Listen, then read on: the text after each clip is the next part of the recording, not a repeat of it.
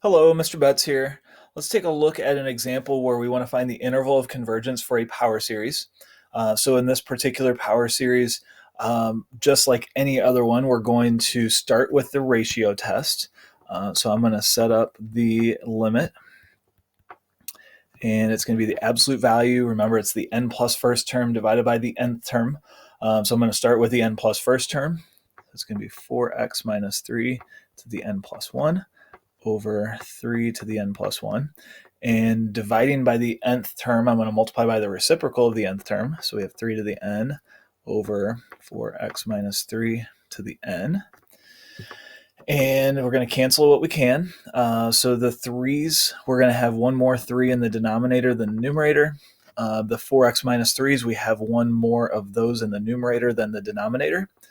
And then rewriting that limit, the 4x minus 3 doesn't depend on n. So as n gets bigger, that only depends on the x value.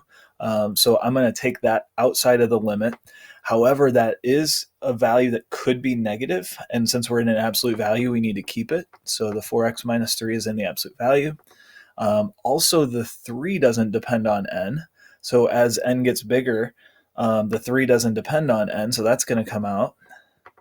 And we have the limit as n approaches infinity, and we don't have anything left inside the limit. So really what we have is 1, which that limit is 1. So this is going to be the absolute value of 4x minus 3 over 3. And remember, the ratio test says that this expression has to be less than 1 for the series to converge. If it were equal to 1, the ratio test would be inconclusive. If it were greater than 1, then the ratio test would say the series diverges. So to get the interval of convergence, we're going to solve that inequality. So we multiply by 3 on all parts, and so we're going to have, absolute value of 4x minus 3 is less than 3. For the radius of convergence, remember that this part right here has to be just x. It can't be multiplied by anything. So if we were trying to find the radius of convergence, we would end up dividing by 4, and the radius of convergence would be 3/4. We don't need to do that here, though. We're looking for the interval of convergence. So we get -3 is less than, don't need the absolute values anymore, 4x minus 3 is less than +3. Add 3 to each part, and we get 0 is less than 4x is less than 6. And divide by 4, we get 0 is less than x is less than 3/2. Okay, so what we want to do now is we want to see what happens at the endpoints. So we know the series is going to converge for values of x between 0 and 3/2. We know it's going to diverge outside of the interval, but we don't know what happens at the endpoints of the interval. So to figure that out, we're going to plug in x equals 0, and we're going to plug in x equals 3/2. So when x equals 0, this series is going to be, we're going to have 0 minus 3, so -3 to the n over 3 to the n. So no matter what n is, we're going to end up with -1. Nope, that's not true. When n is 1, we're going to have -3 over 3, which is -1.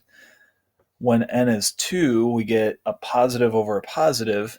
So that's actually going to be a +1, and then a -1, and then a +1, and so on. And so this series is going to diverge. And it's going to diverge because if you look at the partial sums, the first partial sum is -1, then the next partial sum is 0, then -1, and then 0. And so this is going to diverge because the partial sums are oscillating. They're not getting infinitely big or infinitely small, but they're just bouncing back and forth between -1 and +1. An easier way to explain that is that this is actually a geometric series. So this is a geometric series with r is equal to -1, because each term is just -1 times the term before it.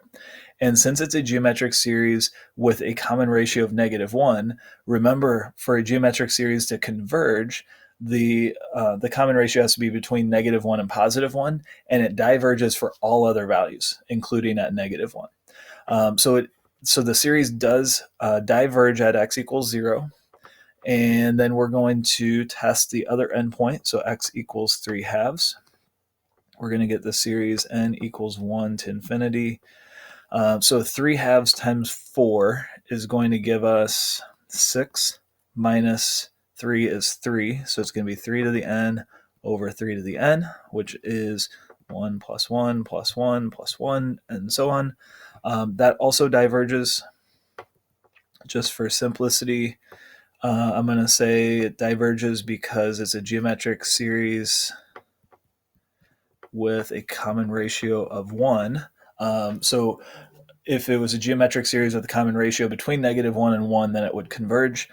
So this particular power series is going to diverge at both endpoints.